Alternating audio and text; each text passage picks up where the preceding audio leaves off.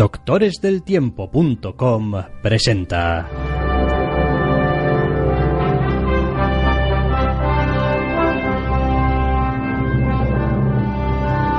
Entre cómics.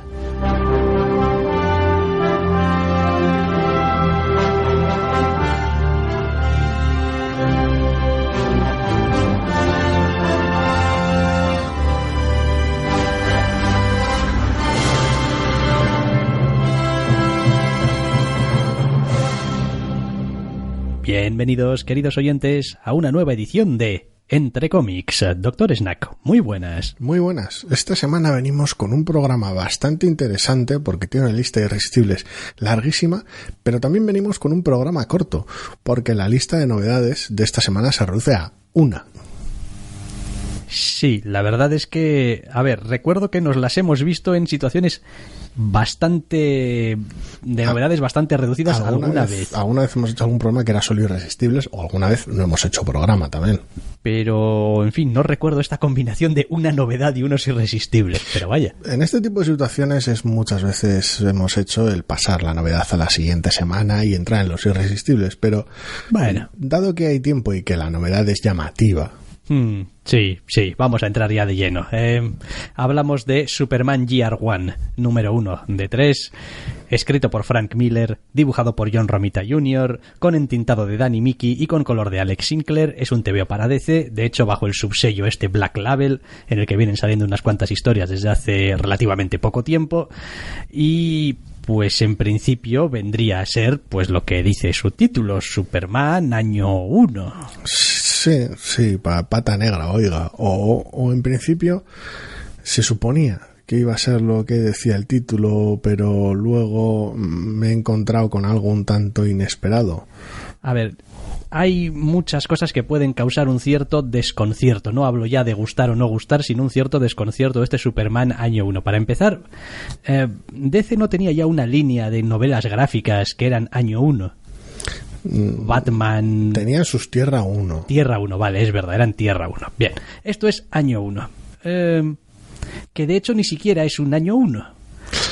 Eso es lo sorprendente. A ver, hay unas cuantas cosas del TV que me han llamado la atención, pero esto no trata tanto este primer número. No trata tanto de ese primer año de Clark Kent como Superman, sino de directamente toda su infancia y juventud antes de... Lo cual pues no está ni bien ni mal, no es ni bueno ni malo, pero no concuerda demasiado con el concepto que uno puede tener de estas historias de Año 1. Sí, a ver, es una decisión curiosa y evidentemente está claro que Superman no es un personaje que de repente pase a serlo. Sí, habrá en algún momento en el que hará su primera hazaña o habrá algún momento en el que se ponga el traje por primera vez, pero Superman o Clark Kent pues siempre es ese personaje. No ha pasado tanto por una experiencia transformativa o definitoria que marque un antes y un después. Por eso el antes y un después es llegar a la Tierra, con lo cual todo lo que cuentes es Superman hasta cierto punto, pero sigue siendo una decisión peculiar para arrancar el TVO, sobre todo al moverse por según qué territorios comunes en un primer tercio. Después tenemos el hecho de que, evidentemente por nombre son dos pesos pesados de la industria. Estamos hablando de Frank Miller, estamos hablando de Romita Jr., por fin juntos, ¿no? Que podría decir la publicidad, bien. Sin entrar a valorar ninguna otra cuestión después de cómo es el TVO en sí mismo, también es cierto que son dos autores que en los últimos años también han recibido pues también mucha crítica. Es como hay mucha gente que llevan unos cuantos años diciendo es que Frank Miller ya no sabe escribir y es que John Romita Jr. ya no sabe dibujar, que bueno, yo no estoy de acuerdo con ninguna de las dos afirmaciones, aunque bueno, pues habrán tenido sus obras mejores o peores. Sí, Miller se ha llevado más palos por el dibujo normalmente que por los guiones, pero ha habido de todo, sí. No obstante, diré de este Año 1 que me ha resultado un TVO una vez más desconcertante. Me deja un poquito fuera de lugar. Para empezar, porque digamos que propiamente establece su propio origen, como no puede ser de otra manera, al personaje, incluidos todos los elementos de su mitología. Es decir, vemos un poco de Krypton, vemos Kansas, vemos Smallville, vemos el colegio, los años formativos, los padres, la relación con ellos, etcétera, etcétera. Hay un montón de cosas y para mí camina una fina y complicada línea entre, pues es el Superman de siempre, pero al mismo tiempo no es el Superman de siempre. Y no es una cuestión de tengo una visión distinta del personaje de siempre, voy a dar un enfoque un poco distinto al personaje de siempre. Es más una cuestión de voy a cambiar un poco el personaje, pero lo demás prácticamente voy a contártelo igual que siempre. Y me resulta un poco extraño. Hay elementos muy sutiles de caracterización que están, bueno, un poquito distintos quizá de lo que vendría a ser el Superman más canónico, pero tampoco son cambios demasiado significativos como para decir, es la versión de Miller de Superman. Digo, hombre, pues tampoco. Creo que sí. O sea, a ver, a mí me ha pasado un poco lo mismo de decir, vaya, me esperaba una apuesta más agresiva por parte de Miller, pero creo que está ahí. Creo que simplemente le faltan números. Quiero decir, empieza tan temprano y con el personaje tan joven que casi puedo... A ver, no es que pueda ver a dónde va, más bien puedo temerme a dónde quiere ir por no compartir o por no simpatizar con alguno de sus aspectos. Pero sí que es cierto que la progresión en divergencias, en diferencias, en detalles interesantes es gradual y bastante pausada en este TVO de 64 páginas, con lo cual su digestión en ese aspecto es relativamente sencilla. O sea, es decir, tiene sus cosas y tiene sus asperezas y evidentemente habrá muchos fans que encuentren cosas que les guste, tanto como aquellos que llegan a un momento y digan, no, se acabó, que hasta aquí, esto mal, todo. Pero bueno, en general no es un TVO tan agresivo como para que ese efecto se produzca con facilidad. Después hay un elemento en cuanto a cómo decide contar la historia a Frank Miller, que es utilizar una narración muchísimo del tiempo del TVO, cuya voz realmente no acabo... A ver, yo ya sabéis que a veces leo y digo, no sé quién me está contando esto. Y leyendo este TVO, digo, no sé quién me está contando esto, porque a veces parece la narración interna del propio Superman, Clark Kent, y otras veces parece una narración omnisciente. Y digo, a ver, las dos cosas... A ver, esto no... ¿Quién me está contando esto? Porque a veces en esos captions habla de, yo qué sé, los padres como si fueran suyos, y otra vez es de los padres como si fueran los padres de otro. Y es como, no entiendo. Ser es la suya. El problema es que hay una distancia bastante incómoda y cuando le apetece ponerse más interesante y más literario y empezar a sacar algo de músculo, se distancia tanto del personaje que queda muy quiero raro. decir que llega a utilizar la tercera persona. O sea...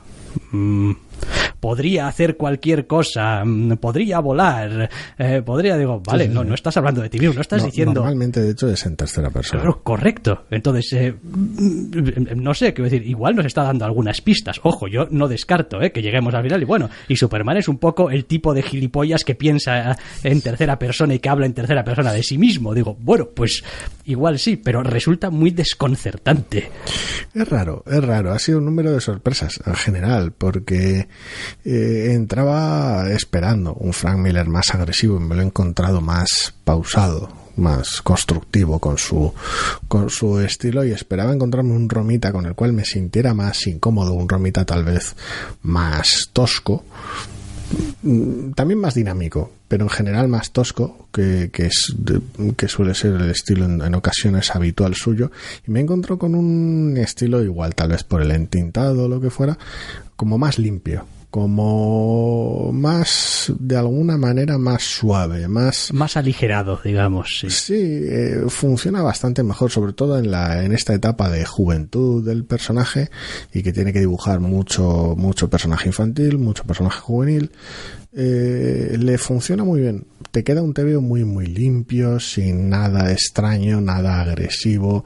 Tiene sus momentos propios de Romita, en algún momento de acción que hay aquí y allá, pero en general lo he encontrado un TVO muy muy muy fácil y agradable de leer en ese aspecto. Es decir, vamos a dejarnos llevar un poco, vamos a contarlo de la manera más, entre comillas, normal posible o cotidiana, dado que todo esto son años y años y años de cotidianeidad del personaje, y en ese aspecto va como un reloj.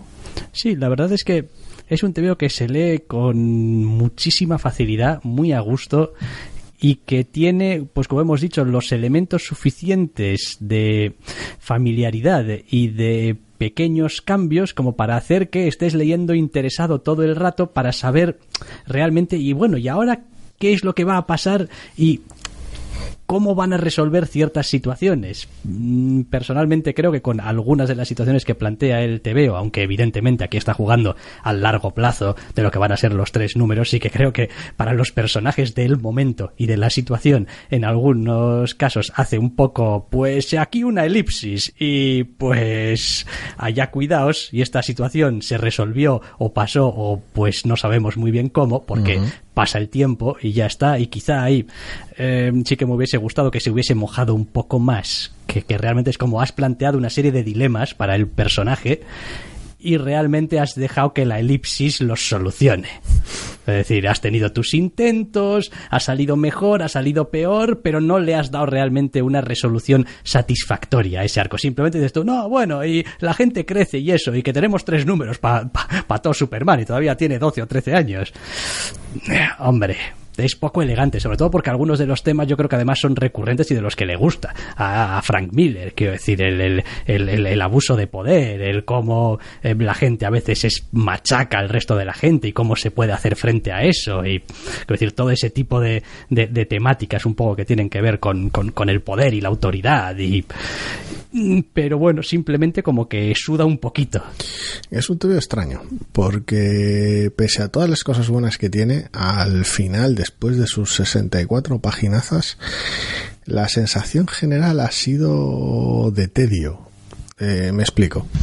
Es un TVO que sí, ya hemos comentado, se lee muy ligero, es muy agradable y pasas por encima, pero precisamente es por un lado esa ligereza con la que se llevan a cabo según qué cosas y esa falta de una puesta clara o de unas consecuencias claras por algo en concreto, por contar algo que tuviera consecuencias en concreto, es lo que lastra todo este primer número. Está claro que el interés primordial es mostrar una caracterización concreta de Superman y que esa caracterización sea progresiva.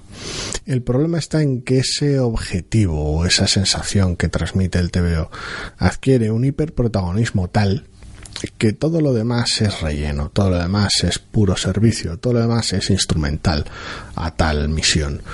Yo quiero llevar a Superman de A a B en este primer número para luego en el siguiente poder llevarlo de B a C y en el último de C a D. Perfecto. El problema está en que está tan enfocado este primer número en ese primer paso que todo lo demás no importa.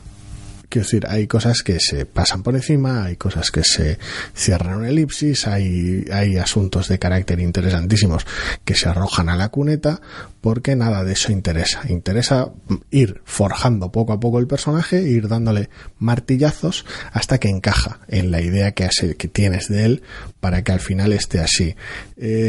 Como tal, para el personaje funciona, pero para el TVO no. Vale, por comentar algunas otras cosas que me han llamado la atención.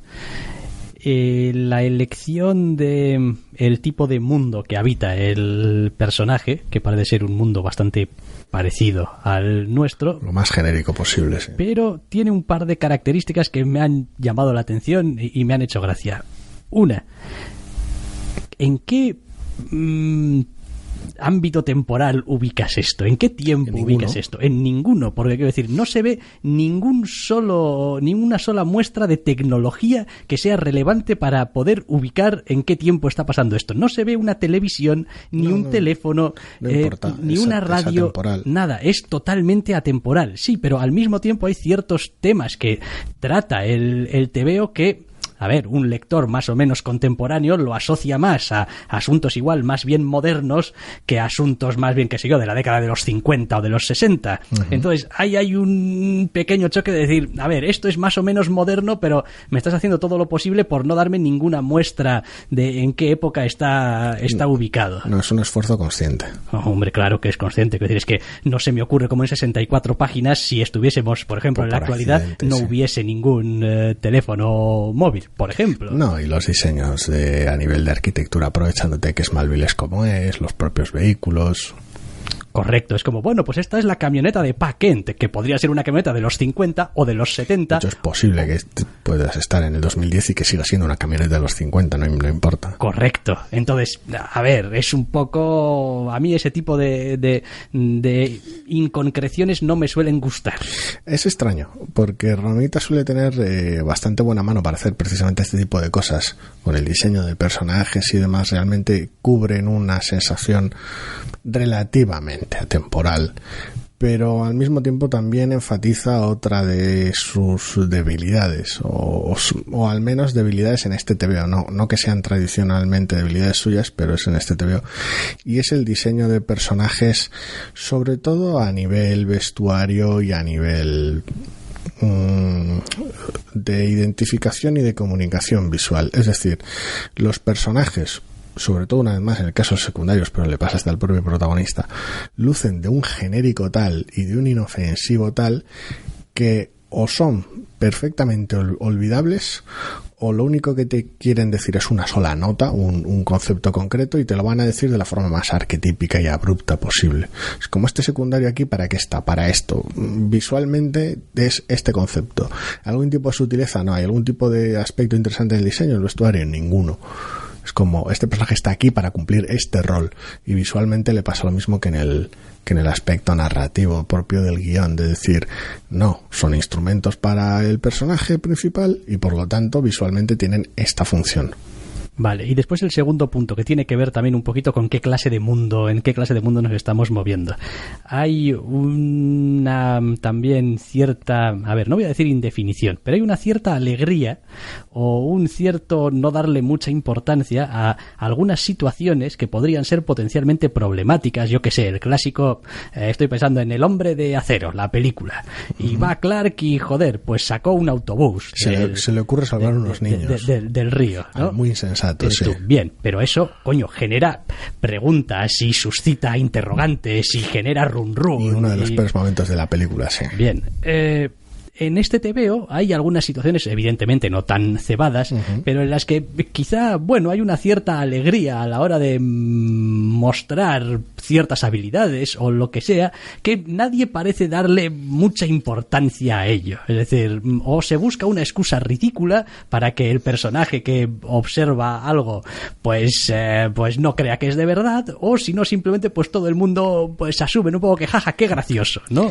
Sí, la manera de lidiar con el secretismo de sus capacidades y sus poderes y tal en este TVO es extrañamente desconcertante, porque en un TVO plagado de elipsis y de manejos convenientes del ritmo para marcar tú mismo lo que quieres mostrar y lo que no, lejos de hacer que ciertas exhibiciones o experimentos o el propio personaje creciendo, lejos de tener, simplemente omitir ciertas cosas para que no sean un problema, el TVO elige mostrarlas para que no tengan consecuencia ninguna, y es una vez más desconcertante y rarísimo.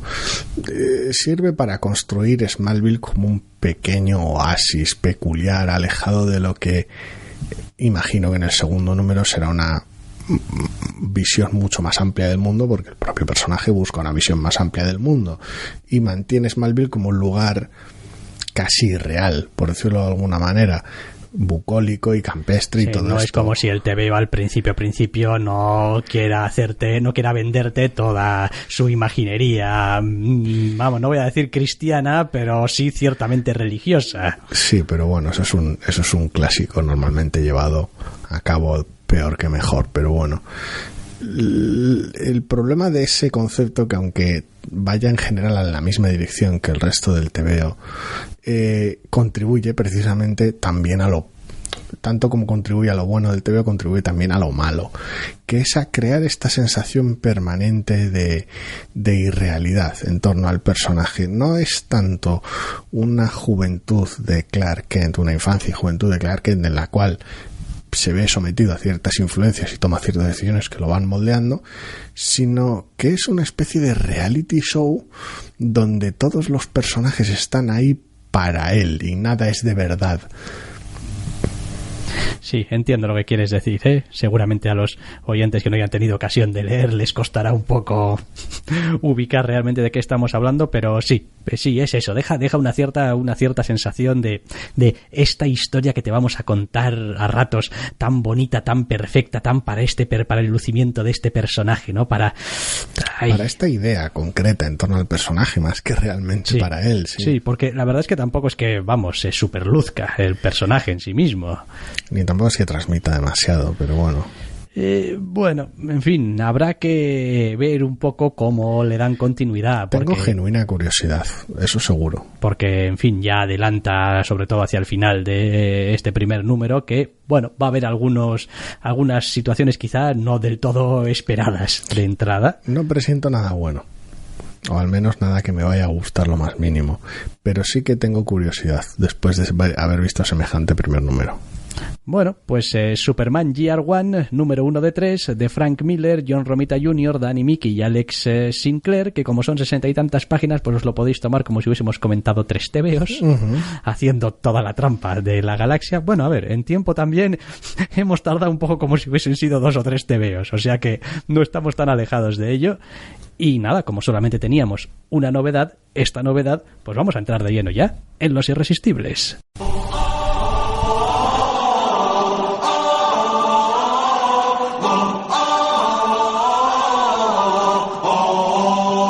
No solo de novedades vivimos los doctores. También leemos otras colecciones. Y aquí están, porque nos encantan, los irresistibles de la semana.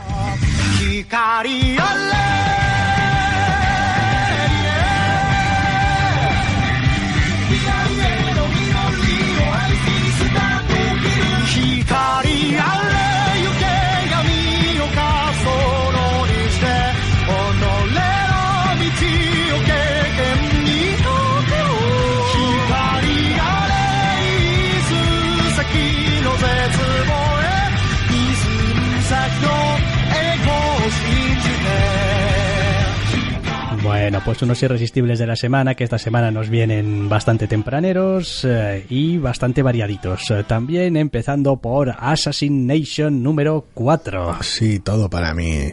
La verdad es que me lo estoy pasando en grande con esta colección. Es de las cosas que estoy leyendo, de las cosas que forman parte de los irresistibles, que menos poso deja.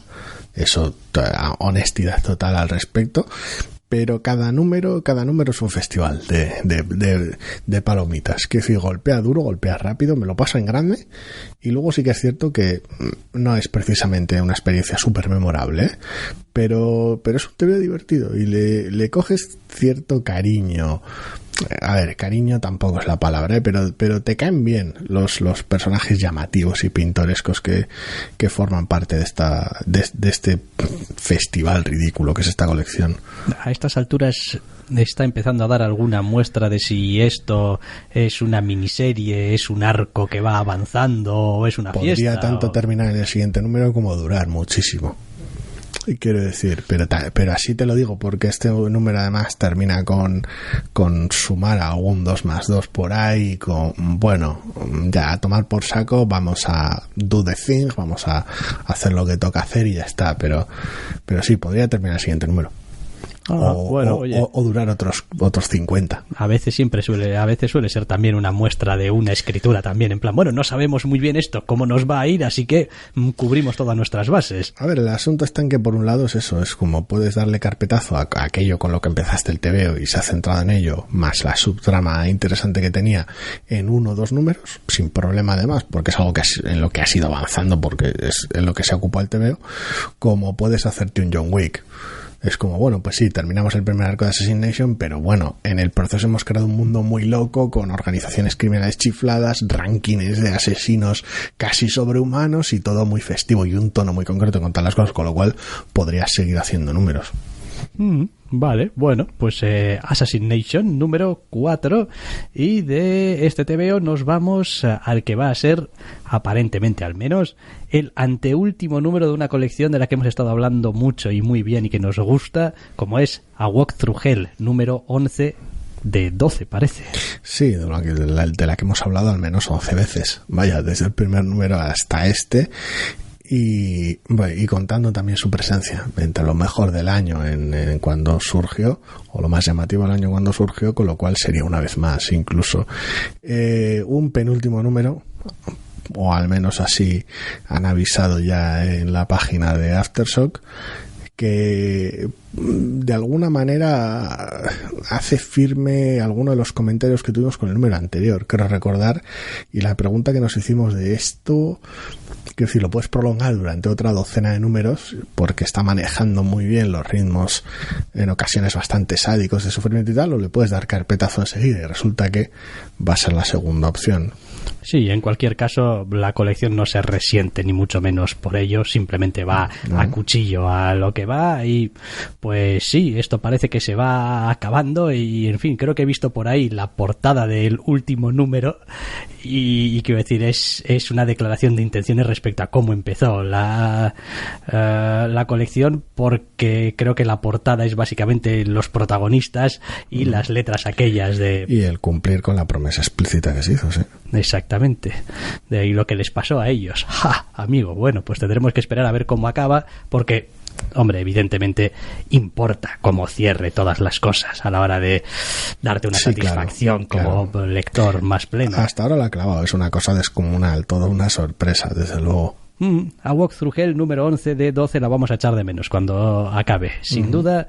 Y nos vamos a mover a Batman. Batman tiene TVO esta semana, Batman número 73. Una colección que tiene muchísima, o al menos un número que tiene muchísima menos prisa que la colección anterior, que está en un sprint loquísimo, y que decide tomarse este número 73 para cierta reflexión, o para cierta... O sea, a ver, en parte una reflexión sobre los ritmos y los manejos que está haciendo, y sobre hacer ciertas reacciones y ciertos momentos del protagonista titular vendibles o comprensibles, pero al mismo tiempo digerir lo sucedido en el número anterior, por decirlo de alguna manera, lo explicitado en el número anterior. Quiero decir, si el 72 era el número de las explicaciones, necesarias o no, ahí ya cada uno lo verá, este es el número de vale, ya os dimos la brasa el anterior con explicaciones, ahora vamos a permitir que esto resuene un poquito emocionalmente y que se digiera. En ese aspecto pues resulta un número un tanto espartano, pero... Creo que no lo consigue del todo. Hay una gran parte del peso de este TVO que lo tiene que llevar un personaje que en realidad ha sido muy poco explorado a lo largo de la colección. Intenta aprovecharse de pues lo que se pueda saber del personaje, lo que te puedas imaginar del personaje, lo que pues es evidente del personaje, pero realmente, así como con otras cuestiones como la relación entre Bruce Wayne y Selina Kyle, sí que el TVO ha hecho esfuerzos, vamos, por activa y por pasiva para ir trabajando esa relación, pues aquí tenemos una relación que en realidad pues no se ha trabajado en ningún momento. Están en ello. Sí, ahora. Bien, están en ello de una manera que voy a decir que es casi cómica por lo pasajera. Quiero decir, de todo el TVO hay quizá 2 bocadillos que se dedican a la relación y el resto es, bueno, te lo imaginas. Aquí no está Selina Kyle, con lo cual el nivel de comunicación y de conversación de los personajes también es el que es. Bueno, sí, bien, pero esto es algo que podrías haberlo resuelto en 5 o 6 páginas. Sí. Quiero decir, tienes que decidir si lo que quieres es contar las cosas y seguir avanzando la historia, o lo que quieres es marcarte otro número de estos de ¡buah! Sobre este tema te voy a hacer un número. A mí me ha gustado porque precisamente ha servido, al menos para mí me ha servido, para que ese personaje del cual hemos visto muy poquito cale. No tanto el personaje de manera global, porque la idea ya la conocíamos de qué rollo va el personaje y cómo encaja en todo esto, sino para el estatus actual. Es como todo esto que ha montado, todo esto que se ha perseguido, todo este follón, se explicitó en el número anterior, pero ¿cuál es la jugada? ¿Cuál es el asunto? Y sobre todo, cuál es la empatía que puede haber, cuál es la resonancia emocional que puede haber para con el asunto. Y es en este número cuando te lo venden, no tanto por las explicaciones o los asuntos finales, que eso sirven para el protagonista, sino para el lector sirve ver cómo se comporta y cuál es su humor, por decirlo de alguna manera, cómo se siente él en esa buena parte del TV donde está a efectos prácticos solo y le ves reaccionar a las situaciones, ves cómo se siente con lo que está pasando y con lo que está haciendo. Y para mí me ha servido para eso. Entiendo que una vez más es un número, sí, que puedes colocar y que es muy espartano y que se puede haber hecho de otras 1000 maneras más económicas, pero no me importa que se tome su tiempo. Creo que es un número 73 de una colección. El problema es que a estas alturas, y ahora ya sabiendo lo que se sabe, todos los números de Batman luchan contra el tiempo. Sí. Y yo puedo entender que haya lectores que digan, oye, aquí nos queda un telediario en la colección para terminar de contar la historia y sigues pensando que vas a estar otros 100 números más. Es decir, como si esto fuese un cheque en blanco donde las páginas son inacabables y pues puedes seguir narrando las cosas al ritmo que te dé la gana, porque no importa, siempre hay un TVO más dentro de 15 días. No sé cuánto habrá que contar, cuánto quedará por contar, pero imagino que, habrá que verlo luego, pero imagino que girará en torno a cerrar este asunto presente y pues retomar el otro asunto crucial abandonado, que resuena con lo que es el título de la propia miniserie. Vaya, tampoco va mucho más allá. Y para contar esas dos cosas, independientemente las quiera contar de una manera o de otra, yo creo que le sobra espacio, incluso para hacer este tipo de ejercicios. El asunto está en que si sale algo positivo, y eso está por ver, del cambalache este editorial de mandarlo a una miniserie aparte y que Batman siga por otros derroteros, es precisamente quitar las chorradas obligatorias, por decirlo de alguna manera. Si yo me paro a pensar en los 73 números que llevo de Batman y miro qué es lo que más me ha gustado y qué es lo que menos, al final siempre vuelvo a la misma respuesta. De esta etapa de Batman, lo único que me sobra es aquel arco posterior al primero, que era pues una aventurita de la Bat-familia con unos monstruos y a otra cosa, que es lo único que no encajaba, que es la típica cosa obligatoria que tienes que hacer. Entonces, libre de ese tipo de cosas, que bien es cierto que últimamente no estaban presentes en absoluto, imagino que tiempo tendrá. Bueno, ya lo veremos, porque no es como si la colección fuese a desaparecer, y pues esperemos que nosotros tampoco, así que ya iremos hablando de cómo va avanzando. Más TVOs, Captain Marvel número 7. Sí, hablando de chorradas y relleno. Pues es que War of the Realms y War of the Realms. 2 números de aquí, de relleno. Y sí, como ya dijimos con el número anterior, al menos iban a ser solo 2 números, le dan carpetazo, hacen el clásico asunto de, bueno, pero hay un cliffhanger que importa para la colección y cosas. Lo que hay es una de las resoluciones más garbanceras que recuerdo en un TVO en muchísimo tiempo. Es como... Y pues y al final ahí le ganan al malo. Ahora venga, quiero decir, si es que tampoco...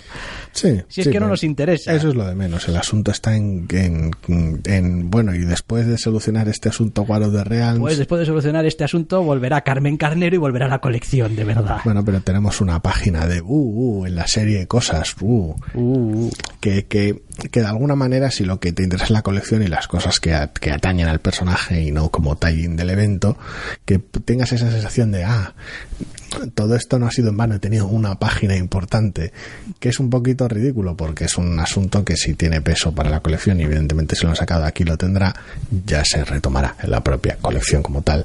Pero bueno. Mientras tanto, pues un pasatiempo como otro cualquiera, y una de estos números metidos entre medias de una colección para que los completistas echen las manos a la cabeza. Sí, salvado con más simpatía y con ganas que habilidad, pero bueno, salvado por aquello de las interacciones simpáticas entre personajes. Se ha librado porque han sido 2 números y porque ha salido el Doctor Extraño. Básicamente. Es decir, si no, esto mismo llega a pasar con 5 números, porque 6 números de War of the Realms, 6 meses aquí de bocadillo, de relleno, y olvídame. ¿Cuántos números hizo Land en Spider-Woman? En Spider-Man creo que los primeros 4 o 5. Sí, correcto. Bueno, es decir, nadie los leyó, yo no, al menos. Digo porque desiertos peores se han atravesado a ese respecto. Sí, es verdad, es que los equipos creativos tiran mucho, es lo que hay. Al final, a ver, hablando de equipos creativos, ya dijimos que en el número anterior de Daredevil habíamos tenido un cambio de dibujante, ahora estamos en el número 7, sigue la historia que comenzaban, en una colección que a grandes rasgos y en general me sigue pareciendo muy, muy interesante. La verdad. Es un número muchísimo mejor que el anterior. Shock del cambio visual al margen.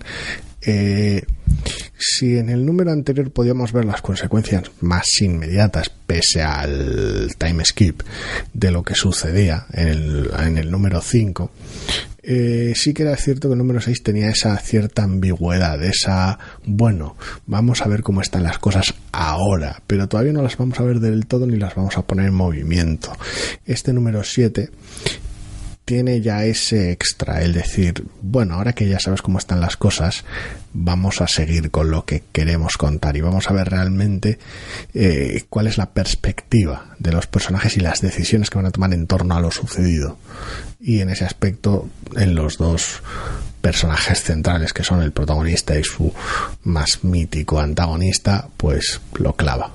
Sí, yo he de reconocer que hay muchas cosas que hace este TVO con las cuales, independientemente de lo bien o mal que estuviese llevado, que está bien llevado, estoy muy de acuerdo y me parece que es como sí señor. O sea, esta es tu idea y la estás llevando adelante. Es como un TVO de Daredevil. ¿Necesitamos que salga el protagonista dando saltos todos los números? No necesariamente. Dependerá de lo que necesitemos la historia. Y 2, ¿qué pasa? Aquí solamente tienen las crisis y los problemas y las dudas respecto de qué hacer con su vida los héroes. Pues no necesariamente. Y 3, ¿qué pasa con el resto de la gente cuando sucede una cosa de estas? ¿Cómo reacciona la gente de a pie, la gente normal? ¿Cómo reacciona en Nueva York? Y creo que es una de las cosas que más me está gustando de la colección, esa especie de sensación de decir, es que aquí todos los elementos forman parte del mismo puzzle y podemos jugar con todos. Quiero decir, no es que uno te impida jugar con otro. Es como, no, todo puede estar sucediendo al mismo tiempo y si elegimos bien qué contamos y cuándo, te puede parecer que la lectura no está fraccionada y que no es quitarte de unas cosas para que te cuenten otras. A ver, el asunto está en que tanto el número anterior como este funciona a todos los niveles y no deja a nadie atrás.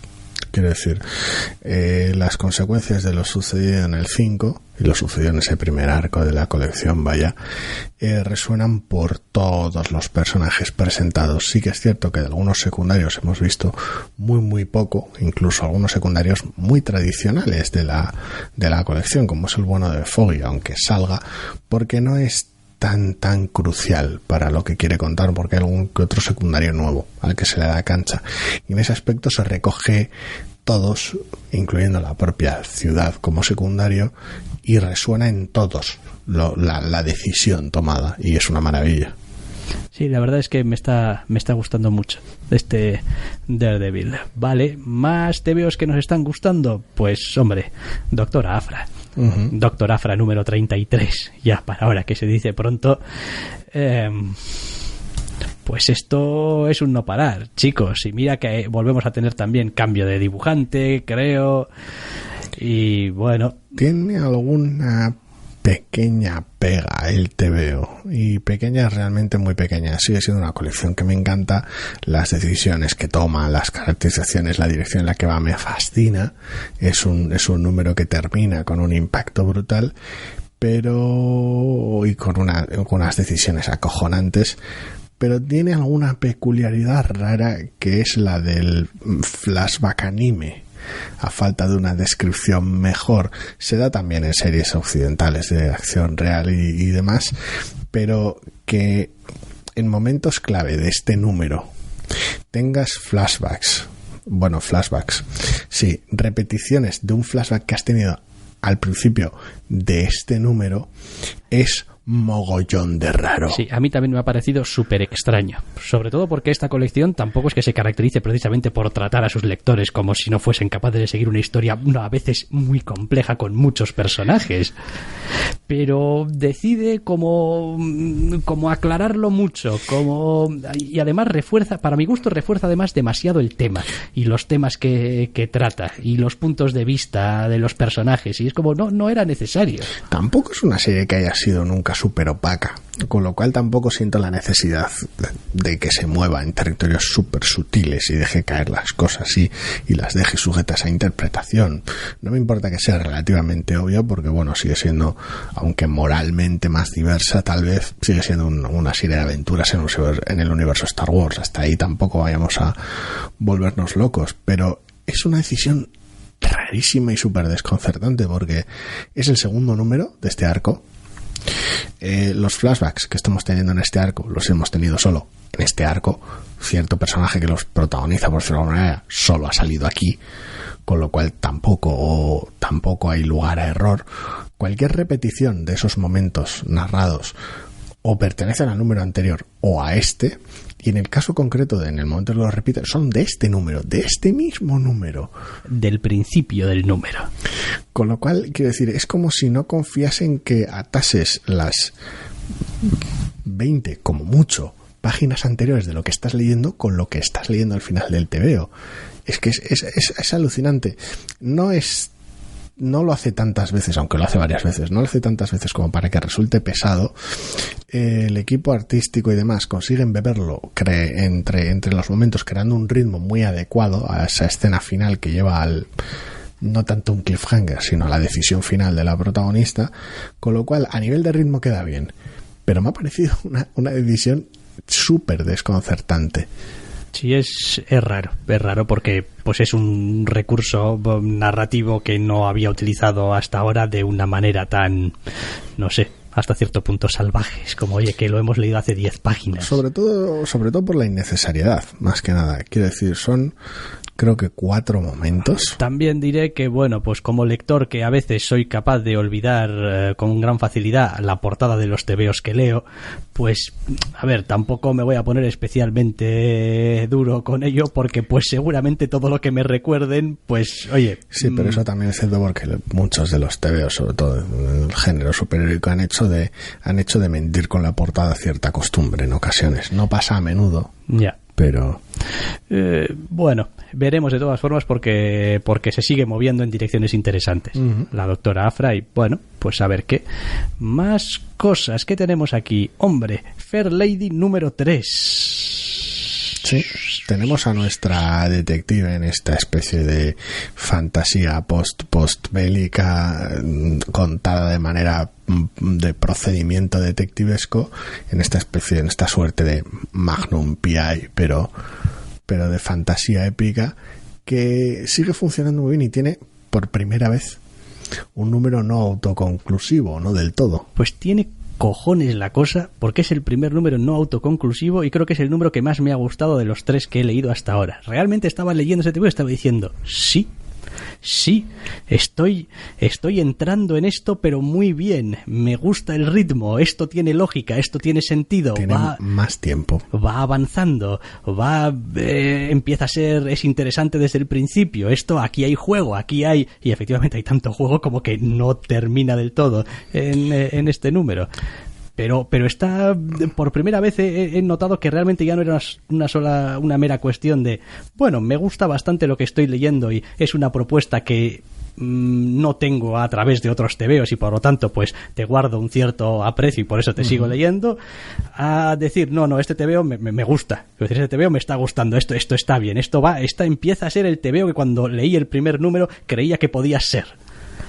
Es curioso, quiero decir, si los autores siguen con su tónica de beber de las maneras de hacer del género televisivo en el que se inspiran para hacer esto, yo diría que el asunto terminará en el siguiente número.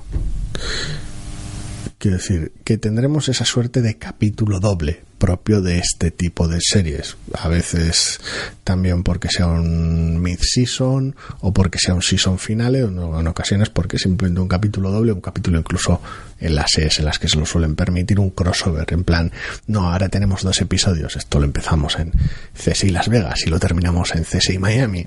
Ese tipo de situación. Conste que eso no quiere decir que el TVO no tenga sus ciertas cosillas de y no acabas de estar a nivel artístico del todo en el punto que deberías. Hay por ahí algunas viñetas de gente, por ejemplo, con ya diré, con ballestas y tal, que dices tú, joder, las posturas y la viñeta está que te queda como un poco así, un poquito de corcho todo, ¿no? Un poquito como cogido con pinzas y bueno, y de vez en cuando tiene algún pequeño efectillo así que no acaba de estar redondo del todo, pero lo compensa con creces con ser un TVO que está bien contado, que es interesante, que tiene sentido, y esto, es decir, parece una cosa de perogrullo, pero en fin, creedme, hay muchos TVOs en los que las cosas que lees a veces parecen no tener sentido.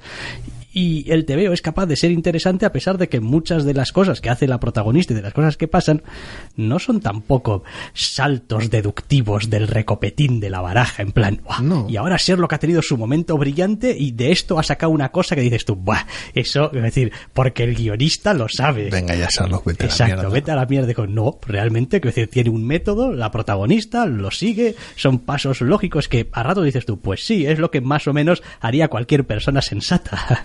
Sí, a ver, aunque en ocasiones conduzca momentos como los que decías tú de las ballestas y tal, que a mí no me ha llamado especialmente la atención, pese a que sea un encuadre un poco raro, sí que me gusta la sobriedad con la que enfoca buena parte de su TVO. Quiero decir, estos 3 números que llevamos hasta ahora, pese a su envoltura fantástica y demás, la sobriedad con la que se toman las cosas, incluyendo personajes muy esperpénticos o muy llamativos, muy propios de la fantasía más clásica, o los aspectos más mágicos de lo mismo, se lo toma con tal sobriedad y lo toma siempre desde ese enfoque marco del procedimental detectivesco, que lo ata de una manera tal a lo cotidiano que lo hace interesante y muy digerible.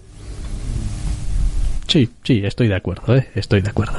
Pero vaya, que a veces, también muchas veces se limita todo a que algunas elecciones, por ejemplo, de vestuario, pues son un poquito extrañas. Superanodinas. En entonces, personajes claro, de relleno son... En esa escena, por ejemplo, que te digo, mientras que los fulanos, que no sé, pues si son agentes de la ley o algo, pues van todos vestidos igual, pero de manera muy anodina, el jefe va como con una especie, es decir, te costaría saber si lleva pantalones o lo que lleva es un buzo o qué diablos lleva, porque es todo un uniforme del mismo color donde no se distinguen partes de ropa, ni de prenda, ni de nada, y dices tú, pues me queda un poco anodino, joder. Son los goons, han venido aquí para...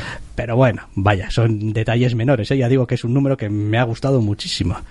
Vaya, este Fair Lady. Y de Fair Lady número 3 a otro número 3, Faithless, número 3 en este caso.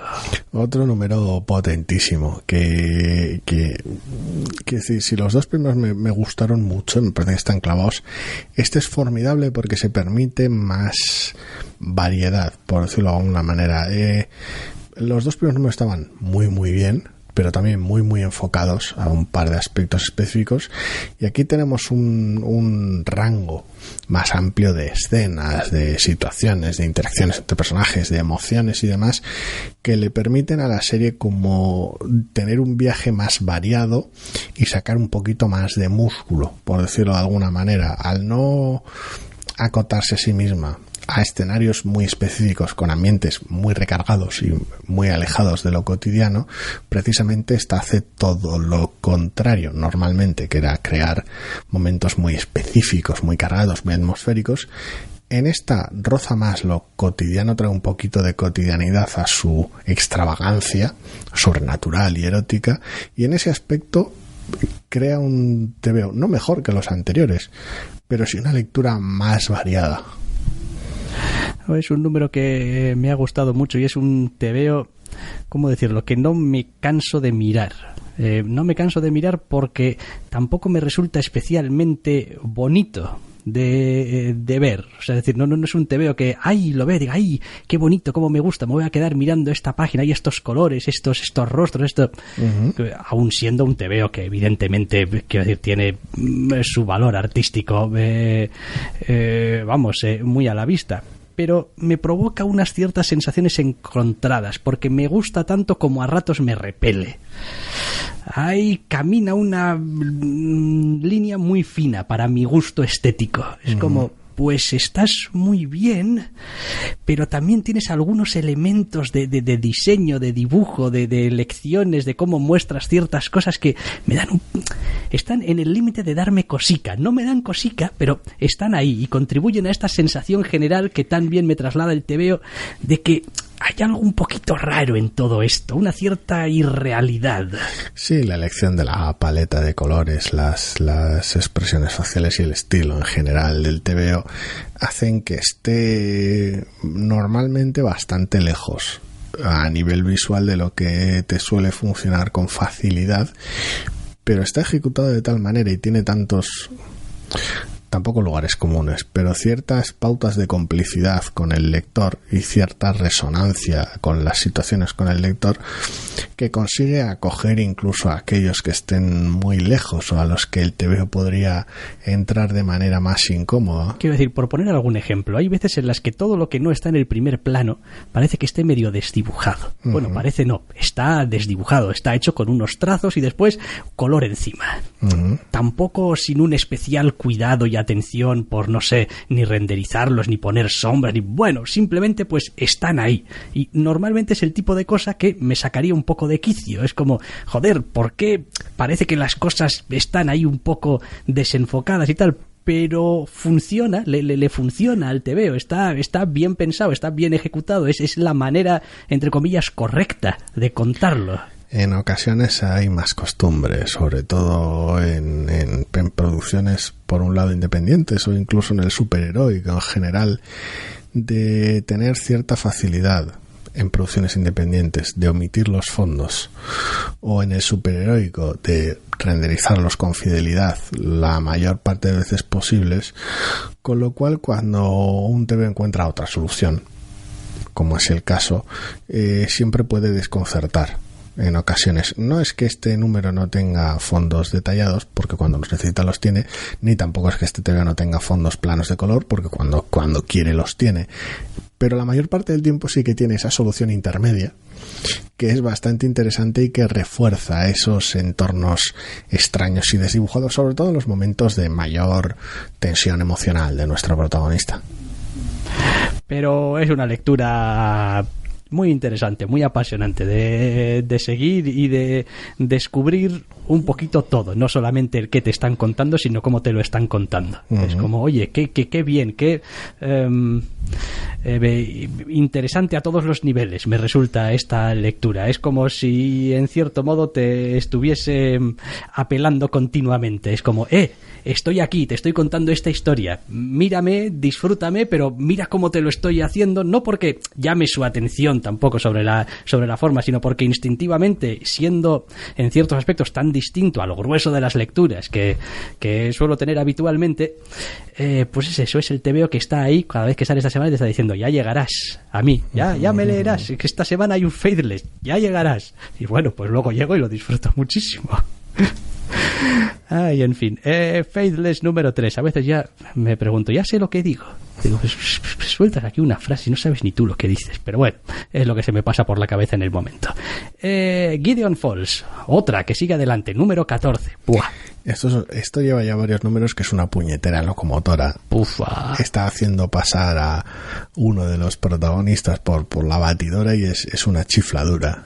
Hostia, sí, bueno, es curioso porque es una chifladura, pero al mismo tiempo es un número sorprendentemente diáfano y claro en lo que te está contando. En ciertos aspectos sí, sobre todo si lo tomas de la manera literal, si te crees a las palabras de los personajes que hablan y tal y cual. Evidentemente es un TVO tal vez necesario, que añada cierta perspectiva y cierta claridad a lo que estaba pasando en números recientes. No, a ver, tal vez no literalmente necesario, quiero decir, no desde luego imprescindible el aspecto de, bueno, estás agobiando o aburriendo con números previos, porque no creo que fuese así, pero sí supone cierto cambio de paradigma, no tanto de ritmo, porque el ritmo sigue siendo en ocasiones un tanto frenético, pero sí cierto cambio de enfoque, de podemos ofrecer desconcierto y frenetismo a través de nuestro protagonista, pero que al mismo tiempo transmitamos algo de claridad en nuestra información. No diré de todas formas que en cierto modo no eche de menos a algunos personajes en estos últimos números. Es como, joder, hay algunos personajes que están muy bien y últimamente parece que están desaparecidos en combate, pero bueno. Se pueden echar de menos en general un par de cosas en estos números recientes. Por un lado, algunos de los personajes, aparte del reparto, vaya, y por el otro lado, esa fricción y esa tensión, esa que se creaba de la intromisión de lo sobrenatural en lo diario, de tal manera que el aspecto artístico tan agresivo contribuía a alienar y a deformar y a deconstruir en ocasiones los espacios cotidianos. Eso ya no lo tienes, porque el TV está atrapado en una vorágine hiperloca, con lo cual ahora el arte funciona en otra dirección, sobre todo en algunos de los momentos finales donde pues directamente le gusta ser hiperobvio, hasta con la disposición de las viñetas. Sí, es lo que te iba a decir. Es como, bueno, es que tiene este TVO tiene alguna última página que dices tú, bueno, esto como era este de las viñetas en cuadraditos, el Junior, el brasileño, el que estaba dibujando Savage Avengers, madre mía, Deodato Junior, quiero decir, ¿quieres hacer viñetitas?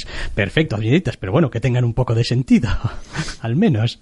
A ver, no sé, lo gracioso de este número de Gideon Falls en general es que consigue reenfocar o poner en perspectiva los sucesos más recientes de la colección, de tal manera que los lectores tampoco se sientan demasiado perdidos en una colección que normalmente es muy agresiva en todos los aspectos, pero seguir manteniendo ese ritmo confuso que le funciona también en estos últimos números.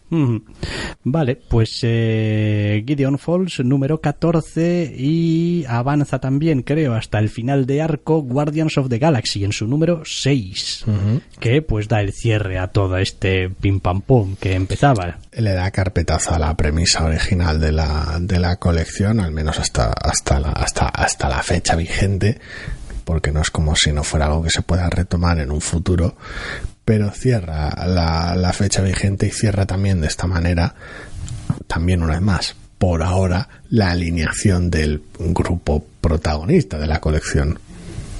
Sí, a ver, es un número que me ha gustado mucho, es un número de resolución de los que en general me gustan, es como no se complica demasiado la vida, te da las escenas que necesitas para disfrutar en los apartados característicos de un TVO de superhéroes, pues permite que los personajes se luzcan. Exactamente, te tomas un cierto tiempo para intentar evaluar lo que ha pasado y qué es lo que puede suponer para el futuro, y pues generar alguna incertidumbre y abrir algunas puertas. Sí, porque las propias interacciones entre los protagonistas, entre los miembros del equipo, consiguen sacar esos momentos que caracterizan el tono de la colección, en ocasiones más sombrío o más agresivo, y también evidencian un poquito el deterioro en parte de esos mismos personajes, es decir, de alguna manera ponen de manifiesto como quiénes son estos personajes ahora, qué es lo que ha pasado para que lleguen a esta situación. Y una vez que llega ya el final del TVO y su epílogo, por decirlo de alguna manera, es como, ¿y qué van a hacer? No exactamente para solucionarlo, pero bueno, ¿qué van a hacer en general con sus vidas ahora? Y la verdad es que es una colección que me está gustando muchísimo y tengo bastante interés por ver a dónde mierdas va ahora, porque no tengo ni idea y me encanta. Bueno, pues veremos a ver a dónde va. Número 6 de Guardianes de la Galaxia, Guardians of the Galaxy, y también alcanzamos el número 10 de Pearl. Me encanta esta colección. Bien por ti. Me encanta esta colección. O sea, es de las cosas, no sé si de las mejores que está haciendo Bendis últimamente, porque tiene algunas que son suyas, que son, no sé si imperdonables, pero sus mierdas muy llevadas al máximo, pero sí es de las cosas más frescas que está haciendo Bendis, lo cual en un autor tan prolífico como él es extraño. No hay vergüenza ninguna, no hay ganas ningunas de contenerse en absoluto. En ocasiones, aunque sean animales muy distintos, recuerda sus mejores momentos en Powers, de decir, en esta colección voy a hacer lo que me dé la gana, incluyendo él. Ya infame número de los monos, pero bueno, que decir, voy a hacer lo que quiero, lo que me da la gana, me da igual, que tengo que empezar un número de manera hiper desconcertante y luego volver a traer ciertas cosas para atrás, montar un flashback, repetir viñetas a lo loco porque vamos súper sueltísimos. Pues lo hace, retrocede, avanza en el tiempo, monta diálogos delirantes, hay personajes que rozan la caricatura. Me alucina porque es al mismo tiempo un thriller mafioso oscuro y cabrón, pero tiene esa perspectiva de personajes que están tan pasados de vueltas y tan metidos en ese rollo que están sobradísimos. Te voy a ser sincero, a veces pasa por mi cabeza la idea de que Bendis, si no hubiese caído en su momento en Marvel, ahora mismo no lo conocería ni su padre.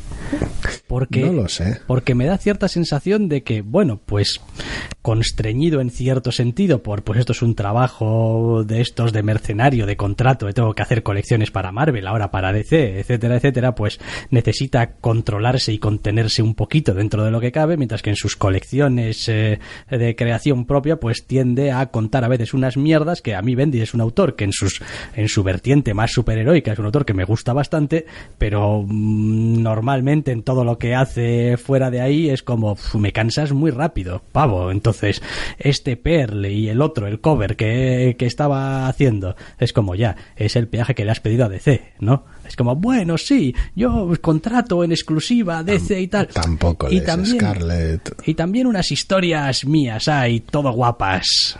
Dejamos de lado todo el asunto de Crime Inc. con precisamente con Noemi.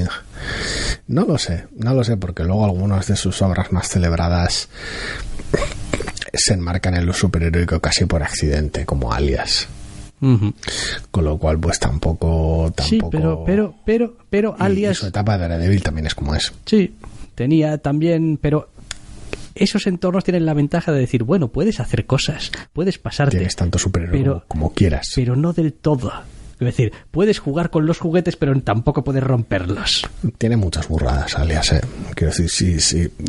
Su relectura muestra cierto rostro, siempre es cierto, la mayor parte de las veces. En línea Max también. Con personajes secundarios. Es que el contexto era muy específico. Claro. Pero se permite unas sobradas muy serias. Pero en fin, bueno, oye, pues Per 10, pues que siga a lo suyo. Yo me lo estoy pasando en grande. Fantástico. Vale, vamos acabando poco a poco. Savage Sword of Conan, número 6. Anda que no han sido cucos con este número ni nada. Después del primer arco, un número autoconclusivo con otro artista.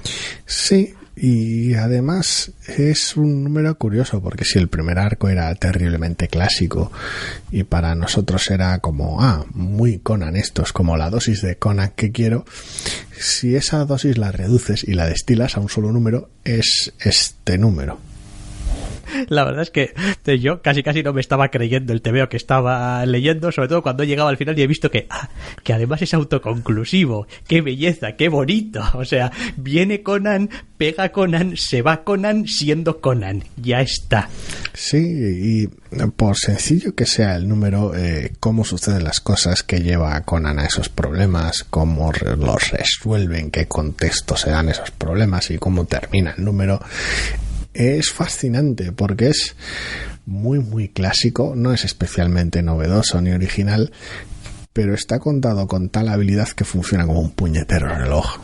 A mí me ha parecido bastante impecable. Es como, pues oye, pues adelante. Y además habéis conseguido que me apunte para el número 7, que ya veremos si es también autoconclusivo o inicia un nuevo arco o lo que sea. Pero estuvimos hablando en su momento de pues igual, después del primer arco empiezan otro arco y como que ya he tenido, qué pereza, como que ya he tenido todo el Conan que quería, ¿no? Digamos, para este año. Y mira, un número autoconclusivo, punk, y pues sigo aquí, en la brecha. Correcto. Y, entre comillas, no me ha cansado. No es como otro inicio ahora de arco y otra vez todo por explicar, por contar, por desarrollar. No. Tu capsulita de Conan vuelve el mes que viene con otra disposición ya de, oye, y ya veremos. Y ya veremos.